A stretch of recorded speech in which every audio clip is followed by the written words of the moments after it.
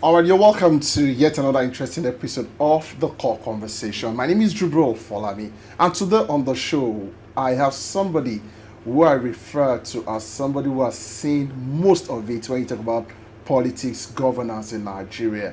And today we want to look at politics, security, judiciary.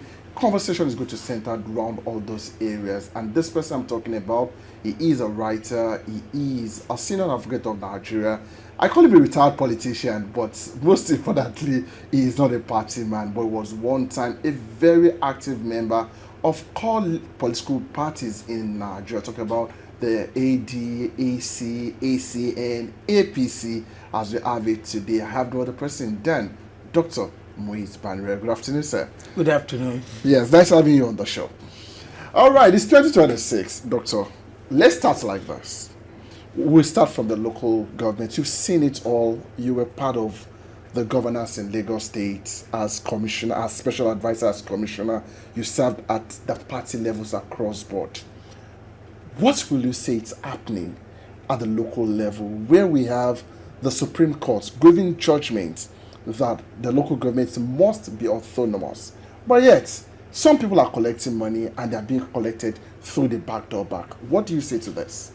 Well, in Nigeria, I believe that local government is the background of good governance. I can tell you for free that without effective local government system, there's hardly any much achievement that the federal government particularly can achieve. What do I mean? You see, the grassroots are the people in which favor the local government are created. In other words, they are the first line of governance that they can easily access when they have issues. They can't go, for example, to Abuja, for example. Exactly. Most of them cannot even access their state government.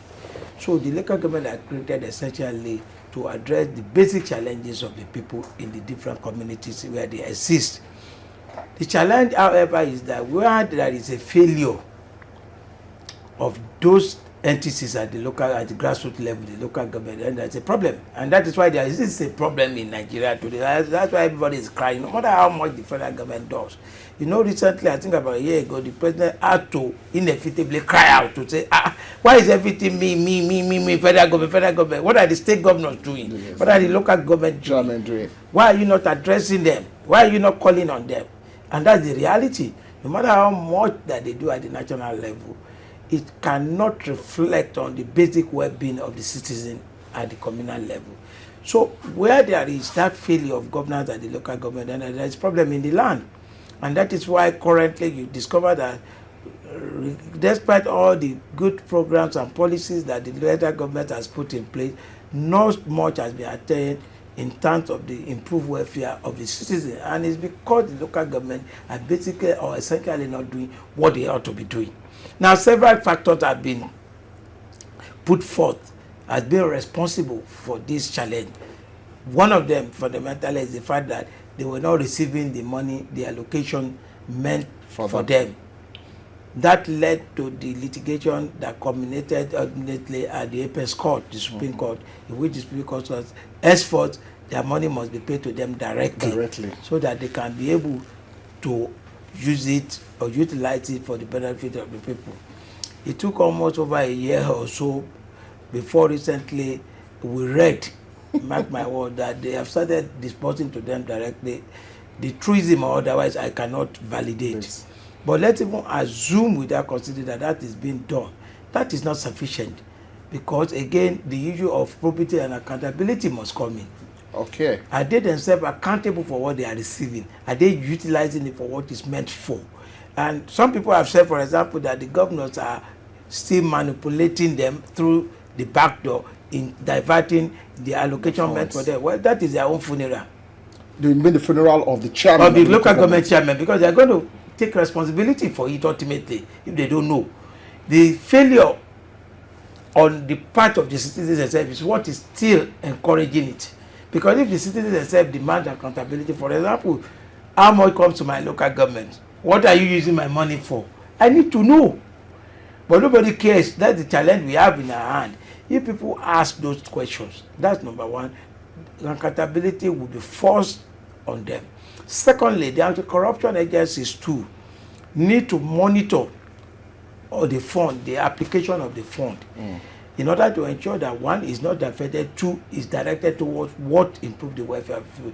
It's only where all this takes place, where this is done, that the people can feel the impact of the government directly. Otherwise, we continue to have the noise that is ongoing. Power, because those who ought to basically care for them are not there for them. So I believe that the challenge is more on the citizens themselves to demand accountability, and for the anti-corruption agency, particularly and other security agencies, to monitor the allocation, the expenditure on it, and the way they apply it. Let's look at it, Doctor. You said the only way for us to do this is for the citizenry to speak out and to monitor, and the law enforcement agencies to stand by and ensure that they spend the money well. But do you think the corruption agencies we have, anti-corruption agencies that we have, do you think they have sufficient manpower to do this? Taking a look at, we have 36 states, we have the federal government, we have agencies, hundreds of them. So do you think this is possible? Because I think this is one of the issues we are having in this country. Well, I believe they have the capacity to start with. Then let's even assume without considering that they do not have the capacity. You only need to make scapegoat of some. Make scapegoat of some in some states. Okay, you can take, for example, say in this zone, I take two to local government and monitor it first. If I'm able to catch one or three and show them a scapegoat for others, everybody will toe the line. That's number one. Number two, this government can work through genuine non-governmental organization, civil society. Okay. I can confess to you that United Action for Change, for example, is meant to be one of those civil society groups that is to work with them. But somewhere along that, there have been some challenges in convening the workshop or the seminar that's supposed to integrate the two bodies together towards monitoring and ensuring probity and accountability. You're part of United Action for Change. Yes. Did you make effort at any point, or what is? That's really what I'm saying, that we triggered the process, but unfortunately we've not been able to crystallize it. We've triggered it. The EFCC particularly, they've been willing and ready to work along with us who was doing this, but the framework we were to develop together, we've not been able to convene that particular forum where all these things will be agreed upon and before implementation. Dr. Banire, let's look at this way. We have looked at the local government and we realize that the challenge is beyond those local government chairmen alone. You mentioned in your introduction that some people we've read, we've heard, we're not sure how true this is, whether they've been collecting that fund directly. But what is the implication from the angle of the law? You're a senior advocate of Nigeria, for governors who are still using corners to bring those funds back to the state government before going to the local government? Because I spoke with one local government chairman, not Lagos State, somewhere in the north, and gave me that kind of scenario. Well, I can tell you for free, that's the problem of that chairman as far as I'm concerned. If the direct allocation development has not been done, then that is contemptuous. That's contempt of court, which any of the local government who have been a stakeholder can trigger. Okay. That has not been done by any one of them. Maybe the federal government too can equally do the same because they took the case to court. They can also fight for contempt. Third thing is that, like I said to you, as far as I'm concerned, that one governor is diverting money through their direct allocation. It's none of my own headache. It's the chairman's headache. And you see, that problem stems from the fact that they themselves are not truly elected. When the foundation is weak, this is the kind of thing you reap. Because the caliber, the quality of the people that are manning most of the local government is worrisome.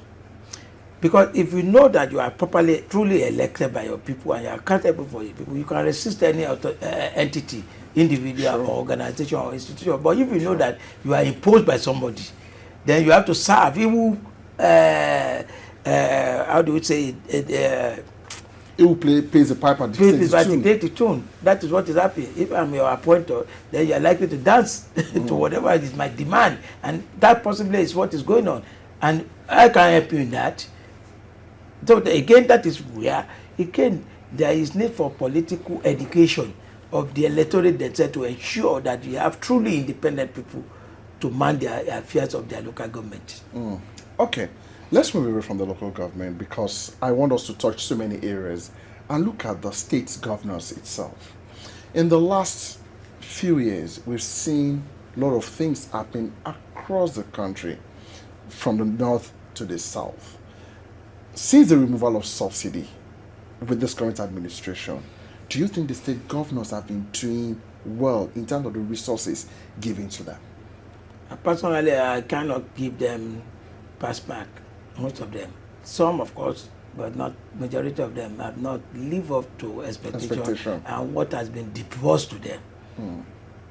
So some of these candidates for the election, that is when then you can be rest assured that you get the best out of governance. But if you don't because they are supposed to checkmate the governor, if their resources are being fitted. Now, they are not there, they don't have the lever, they don't have the capacity. The governor is not somebody that even has the capacity. Most of them are cruisers to even deal with the situation, the challenges that they have. So for me, those are the basic things that we have to address fundamentally. But beyond that, the issue of immunity is 8 years again, making scapegoat of those who have finished their tenure. We also send correct signal to say that, okay, 8 years maximum, finish, we meet us here. And we are able to send as many of them as possible that engage in corruption to jail. So if we are able to do that, then we make progress. I don't want to go into judicial matters because we're still coming to that, but I have no choice than to do this because politics and judiciary are interwoven. Doctor, you've seen cases of past governors, past ministers who have been taken to court, and you see stolen billions of naira established, and at the end of the day, they find them, they give them 20 years, just an example, and optional fine of 5 million. Don't you think this is also the fault of the judiciary? Because making them scapegoats might not necessarily mean anything. Well, 20 years is even good enough. If they can incarcerate them for 20 years, I don't even mind. 5 million will not be used. What is most important is forfeiture of all that they see with them, that they have stolen, they have used the money to. That is the most important thing. Take it back to their state for them. That is the most fundamental thing. Now, secondly, we have what is called a fast-track system for corruption cases in Nigeria. That has, that has improved the situation, but it's still not the ultimate solution. Some people are advocating anti-corruption court. Personally, I'm not too excited about that because the moment you institutionalize to say these are the people, they will compromise them with time. What I believe in is that we must put a timeline to anti-corruption cases like election cases. Okay. If you start today, we must finish in 6 months, maximum. 6 months. Yes, maximum, finish. 6 that months. Probably more. Yes, maximum. That will work, in my view. Okay. I want to look at this issue of governance, politics in Nigeria. Then let's not forget, one other aspect that we tend to overlook is the power of the people to tame corruption. I used to say, people think I'm joking. I said, if, for example, every Friday at Jumat prayer, every Sunday at Christian services, we curse those who steal the people's money, those who engage in corruption, we keep on cursing them every meeting. We don't accept from them the stolen items. We don't receive it from them as religious bodies. Everybody continues to do so. I'm sure that if the whole congregation say, Amen, that whoever does this, I can tell you, God will answer our prayer, and we start seeing them the way I wanna. God, I believe in it. It's a matter of faith. Okay. It's a matter of faith. Because that's where I want to go. Because it's a matter of faith. But I those believe in people it. that you are saying they should cause are people who belong to either one denomination or the other, or one. That's what I'm saying. Other. That's what I'm saying. So, if we all agree that every Jumat prayer, let's curse them. I don't even believe in praying for them. Some will say, pray for who? A criminal? No. The Christians should do the same when they know that people are raining curses on them. Each time their conscience, no matter how hard they keep on thinking that, hey, is this thing I'm saying, we did not. With this curse. Yeah, with the implication of come on my children, my great grandchildren, our generation yet unborn. Must I not repent? Must I not be cautious? It's important. Maybe they will change. So I believe so. Okay. Before we go to the administration of President Bola Ahmed Tinubu, we need to talk about elections. A lot of elections, two elections will happen this year, and another general election by 2027. You were part of the administration, or the campaign team that brought in President Buhari there. You were part of those who have been working on that APC AC. Do you think all this cross-carpeting we have right now going on, do you think is an in thing or is a way out for the survival of our democracy? Well, personally, I don't believe in it, in cross-carpeting. But if you must cross-carpet, then you must excuse yourself from your office. But it's not so much, therefore, it's a constitutional issue. Why for the legislators there is a provision that say if you cross-carpet, then you lose your seat. There's nothing like that for the executive to start with. Now, for the... Oh, in the constitution there's nothing like that? Yeah, for the executive. Okay. Secondly, even for the legislators, the court have interpreted it in the manner to say that then if there is a major crisis in your party at the national level, then you are at liberty to leave. And what has happened over time is that there is hardly any party in Nigeria now, except AP, the ruling party, without crisis at the national. Yeah. So that is what is giving back to the continuous cross-carpeting with impunity. That's number one. Number two, again, is that for me, morally, I believe it's wrong. And it's, the problem the challenge we have is because there is no, people don't take ideology seriously. Because each political party ought to have an ideology. So that when you are crossing from one party to the other, you must know that they are going to another party where the ideology is. And the people, the electorate that voted for you, voted on the part of the promises and the ideology of your party. And the Supreme Court said that consistently said that it's party that the people vote for, not individual. Exactly. So immediately you are existing, you must leave their office for them. But they carry it along. That's a moral burden as far as I'm concerned. I am not too honestly optimistic about the trajectory in that regard. That is a good thing. If, for example, you throw their thing, you can move. I don't have problem with that. But morally, I'm not too sure it's tidy. I'm not. Doctor, we cannot move away from this without looking at the crisis in River State. We've seen a governor or the old political office suspended by the federal government, state of emergency. They returned them. Recently, we've had a lot of cases of them trying to impeach, the House of Assembly trying to impeach the governor, the chief judge of the state not allowing not setting up the panel to allow the impeachment process to take place. What does this mean? As a politician, what do you think this means for the people of River State? Well, you know, as a lawyer, I do not see anything, I do not see anything wrong in impeachment process being triggered. So insofar as you are able to comply with the constitutional dictate, no problem. And the crisis between Wike and, of course, it's part of what I've always consistently deprecated, godfatherism in politics. I can't stand it personally. You can't stand it personally. And that is what is giving back to this kind of situation. And somehow along the line, I believe it must stop. It just must stop. And what is playing out, you can also, you have a responsibility somewhere, face your own responsibility, leave the other man to do his own. What is causing the trouble? Even politically, let him assume without considering you are in the same party. You have your group, he has his own tendency, finish. Whoever is in the majority will always have their way. More so in this instance, you are in a different party, he's in a different, let people do their own now. But we all know the reason behind this thing. It's just somebody wants to take full control of the states. And that's what I'm saying. I said godfatherism. It must stop. How do we stop this? Well, let me put you on the spot here. Lagos, that you grew up in, is one of those people, one of those states that we know that you can't do anything without consulting the fellas. Well, maybe either two. The good news is that the president now does not even have time for David Lagos. So it's you are carrying your own. That's why they said they have this GAC to guide. Yes. So, but naturally, generally, I don't think it's something. But it can be tamed. It can be tamed just like the people are taming it there now. It has to be tamed by the people themselves.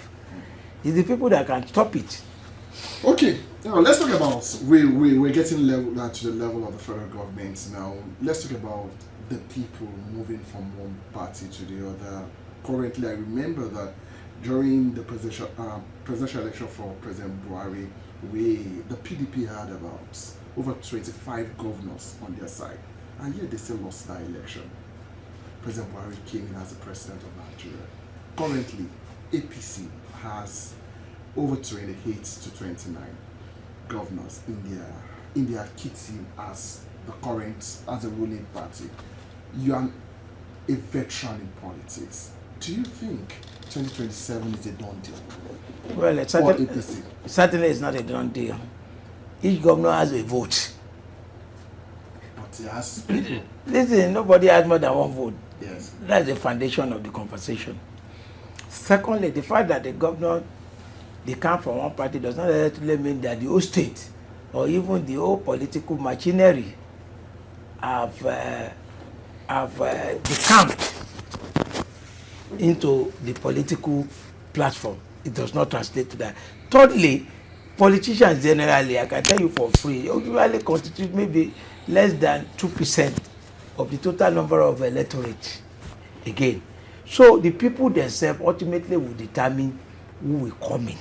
So it's not a done deal, and that is why I believe that they themselves are not taking it for granted, and they are working. Are you sure they are not taking it for granted? Because we seem I to can tell see you for that, because I had the opportunity of a conversation with some of the core members of the party, APC. and I can see they themselves are not taking it for granted. They know that it does not automatically translate to the fact that everybody in the respective state are following APC because their governor moved. No, you still have to work hard on them. Okay, now let's talk about this, because I'm happy that you've been in opposition before while you were in APC as a legal advisor of the APC. Do you think the opposition are doing enough today to put the government on its toes, one? And two, do you think there can be any offsets in 2027 with what we're seeing? Well, I'm not optimistic about offset at all. Okay. And in terms of their performance as opposition, I'm sure they are not doing great. Even with all those people going into their party, especially ADC, not PDP now, ADC. It's not about, you can even get as many people as possible. Are you really doing what opposition is supposed to be doing? Okay. No. If you want to criticize the politics, criticize it meaningfully. And you must have reason, you must have the capacity to convince the people of what you are saying. In our own days, for example, in ACN days, Lai Mohammed would daily give analysis of the policy, give alternative to it, and say this one.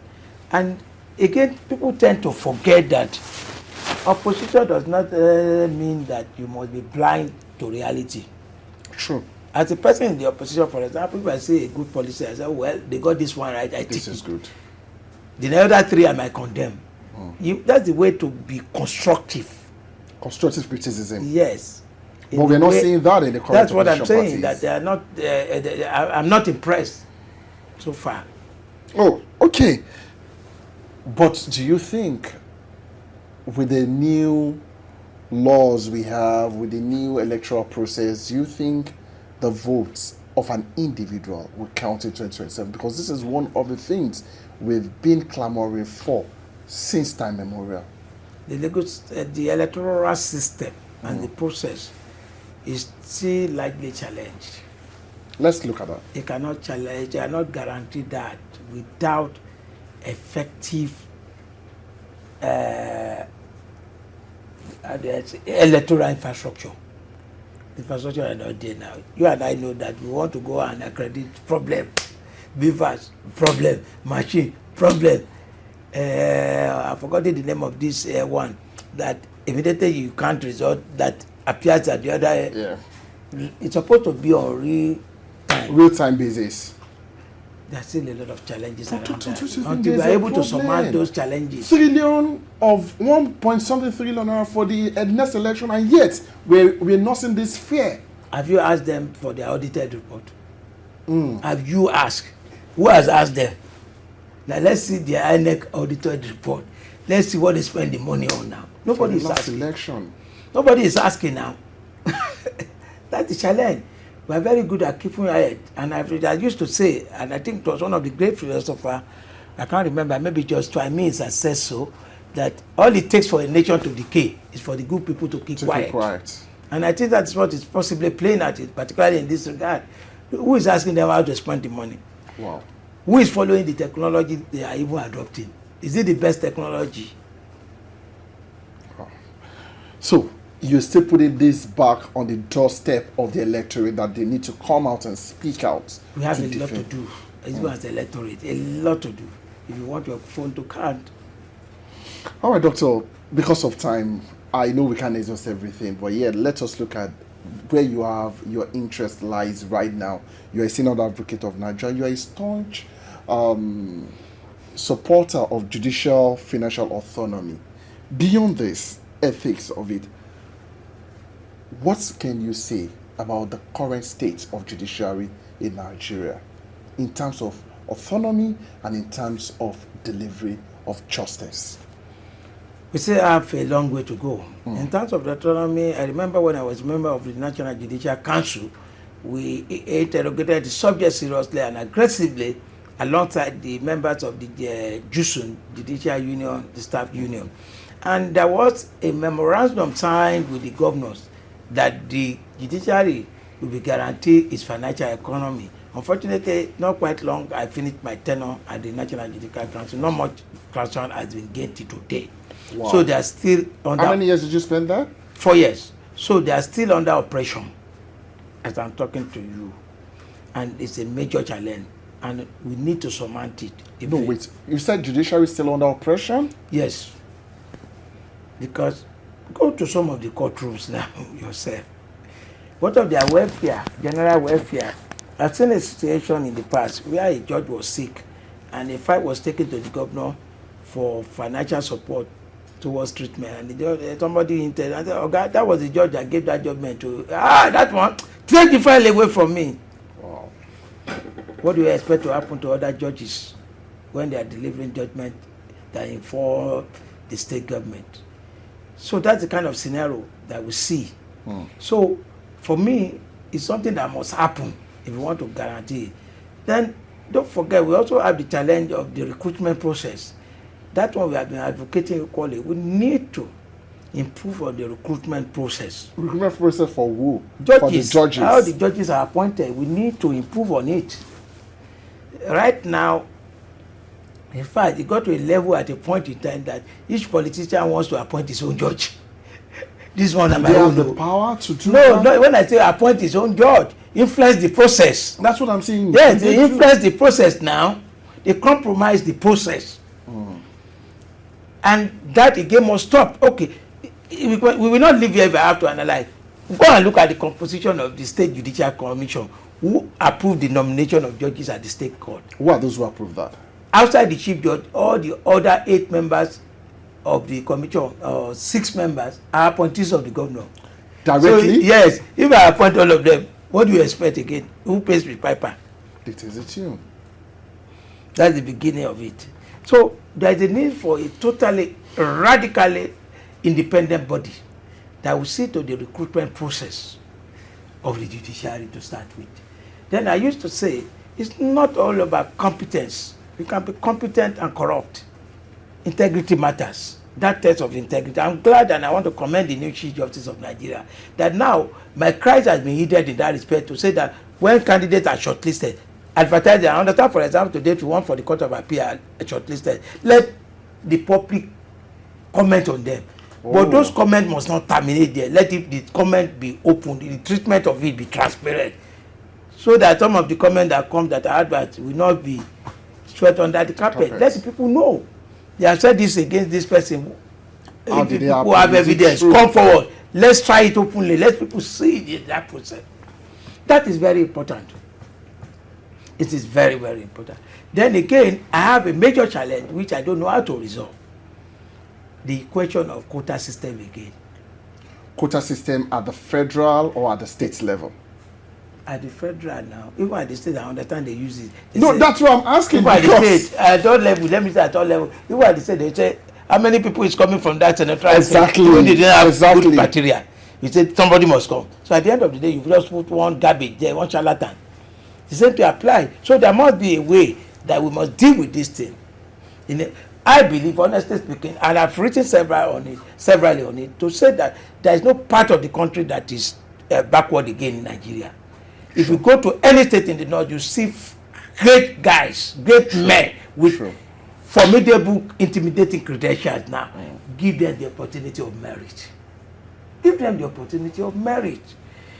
This is my own position. Until we overcome all these things, then we continue to. You see, we are getting a situation where people now joke about it. You know, remember when people used to say, go to court.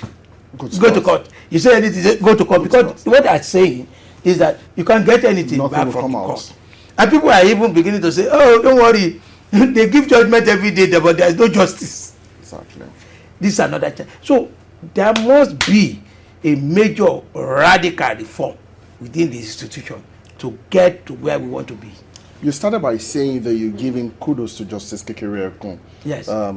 What do you think she can actually do? Because for us, growing up in journalism, part of the things we learned, and everybody, is that the court is the hope of the common man. And if you, as a senior advocate of Nigeria, you're having this doubt about the judiciary, what do you think she can do? Because part of the things we want to establish on this core conversation is solution. Yes, there are so many things. I've told you one of them. For example, the recruitment process. We need to deal with it. Although I know I recognize. Is it a constitutional matter? I was just going to say, I recognize, that's what I was going to say. I recognize some of them are constitutional issues. Okay. For example, the composition of the State Judicial Council commissions, the Federal Judicial Service Commission and all those stuff, even the NJC, all those are constitutional matters that need to be addressed. It's beyond that, for example, but we need to address it. That conservation must be sustained until we get the result. Autonomy, we have said it. How much can they do? Where are the infrastructure? A lot of judges are still riding in longhand. A lot of judges. We need digital infrastructure. It's costly. Even the policies of government is anti-efficiency. How do you mean? For example, in England, which I'm familiar with, the digital infrastructure they are using is fully privatized. It's a private company that is running it. Government still collects its own money, filing fee directly. It's handling fee that the company collects. So government is just a regulator of the service level. To do this one year, they are saying there's a policy against collecting government money, collecting this, matters of jargons. Those shackles must be removed. That is part of the thing that we have in our hand. Then again, we need major constitutional amendment again in terms of what goes what, jurisdictional issues, what goes to ECO, what goes to Court of Appeal, what goes to the Supreme Court. This is the way I want Supreme Court to operate, not the way most Supreme Court all over the whole world operate. Supreme Court are serious court that deal with serious issues, particularly constitutional issues, not the issue of one room, ballet, market store. Those are not the things that you be dealing with. It's embarrassing. So it's a long way. Some of these things are fundamental, that they go beyond the office order. So, how do we strike a balance now? The first thing we first identify when you talk about judicial financial autonomy is that it's a constitutional matter. Some of them are constitutional matters. No, financial autonomy is implementation matter, okay, resting largely on the state governors. On the state governors. And the state House of Assembly. So, what is now stopping them? They are the people, I told you, we reached a consensus during my time in NJC that they will start implementing it. But I don't think they are doing it up to now. In fact, some states, I think like Ekiti, they have a law already in place for that purpose. What about the Lagos state where you come from? Lagos state, I understand even before us, maybe during Marua, there is also a law. Before during Marua also, the law is still there, but it's not being implemented. Because the excuse usually given by most countries to say, we don't get revenue in bulk, so it's difficult for us to appropriate judiciary. But how do you address the one of the House of Assembly? Don't you give them monthly? Prorate it the same way now. The same way you give assembly, don't let the chief judge be carrying file for approval to you. We want to buy vehicle. our court is leaking. Go to the court now. Yeah. No. These are the challenges. So how do we strike a balance between the three arms of government now? I do not know the quality of people they have, whether they understand the issues, because you need to understand the issues first before you can handle. You mean at the assemblies? Yes. State assemblies? Yes. At the national, I know that the person they have at the Senate, for example, I'm very familiar. The senior advocate is a robust man, he's very cerebral.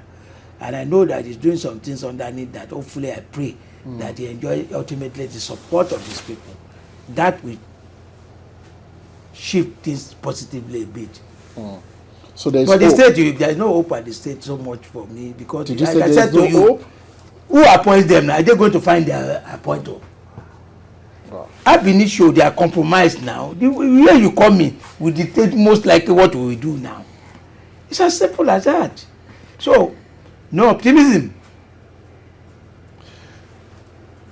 We just have to go. A lot of things are coming up and we can't discuss everything today because of time. And finally, you were once the chairman of AMCON. And the 2026 budget is largely going to be on debt financing. What's your view to this? You see, unfortunately, I'm not an economist now. I'm a financial illiterate.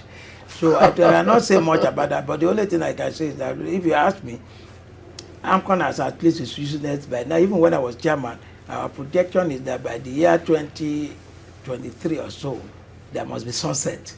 So I don't know what is going on. Sunset, Yes. which means they must wind down. Yes. And I remember when the president came in, I was invited by the president himself for advice on it. And the same advice I rendered, but unfortunately, the structure has been put in place as if it will last forever. And I don't see any reason why we should be using good money to pursue bad money. So that's my personal view. Finally, Doctor, because of time, we need to go, but I know you're still coming back on conversation. What's your message for Nigerians? First, then to our leaders, because we can't have a nation without leaders. Well, to our leaders, what I will say, my counsel is simple. They should have the fear of God in what they are doing. They should have the fear of God. I know God exists, and they must have that fear, because they are not in charge of anything. If they think they are in charge of anything, they are joking. To the extent that their life is transcend, every other thing is transcend, including the power they are holding. And they are going to account for it, either here or in the year after. That's fundamental. For the followers, they need to wake up. They are slumbering. They need to wake up and demand accountability and probity at all level and transparency. They are too docile as a people. Thank you so much. It's been wonderful. It's been a very good experience having Dr. Muiz Banire talking about so many issues that have to do with politics, judiciary. We were unable to go into security per se because of time. Hopefully, we'll be able to bring him back some other time to talk more on national issues that affects the normal citizen on the street. I want to say thank you so much, Dr. Muiz Banire, for being on the show. My name is Jubro Folami. See you some other time. Don't forget, it's our duty to make Nigeria great again, and you must play your part. Please play your part. Thank you so much for watching.